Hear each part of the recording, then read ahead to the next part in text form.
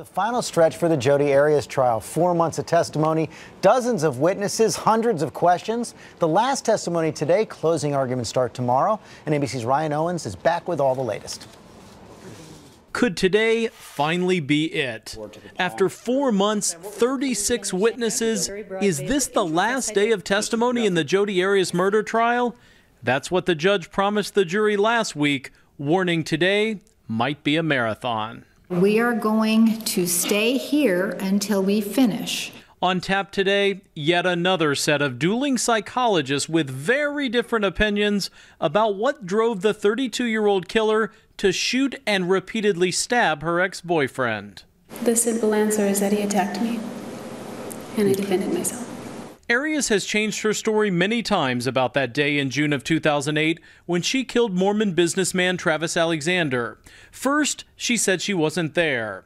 Then she concocted an elaborate tale of masked intruders who butchered her former boyfriend but spared her. Finally, she fessed up but claimed she can't remember the killing, except she knows it was self-defense. Ma'am, were you crying where you were shooting him? I don't remember. The defense case lasted 38 days, an unbelievable 18 of them with Jodi Arias herself on the stand. Nothing but the truth, so help you God? Yes. But after this prosecution psychologist labeled her a manipulative liar with a violent streak, Arias' attorneys convinced the judge to let them reopen their case. Their final witness, San Diego psychologist Dr. Robert Geffner. He never examined Arias, but he is expected to say what her other experts did.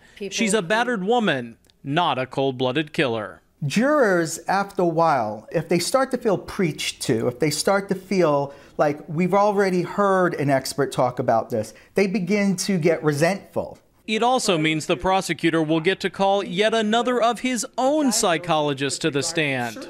For Good Morning America, Ryan Owens, ABC News, Phoenix. Okay, let's get more now from GMA legal analyst Dan Abrams. Okay, one more long day today, and then the marathon trial heads into the closing arguments. When you strip all of this away, what does the defense have to do tomorrow? They have to somehow avoid premeditation, right?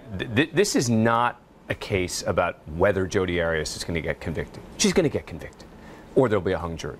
But she's not going to get acquitted. So the question becomes, what is she going to get convicted of? And if I'm the defense, that's my focus. The focus is not on the self-defense. Yes, you have to make that part of your closing argument. Yes, you have to argue that to the jury. But I think going through your mind, the most important thing you want to try to convince the jurors is there's not proof beyond a reasonable doubt of premeditation here. And that could increase the significance of the decision by the judge has not been made yet, or whether to allow manslaughter. Yeah, this is a really important question, right? The question is, as a legal matter, should the judge offer manslaughter as an option to the jurors? The prosecutors say there's no evidence of manslaughter. The defense says it should go to the jury with that question. I don't think there's a real good chance she'll get convicted of manslaughter, even if the judge gives it. The problem for prosecutors is if manslaughter is offered as an option, it could lead to a compromise verdict. And the compromise would be second-degree murder. Second-degree murder would be a big victory for Jodi Arias in connection with this case, considering how much evidence there is against Jodi Arias. If these jurors were to, quote, compromise and convict of second-degree murder, Jodi Arias and her attorneys, in my view, walk away winners. And of course, there would be no death penalty. Okay, that's Dan right. Abrams, thanks very much.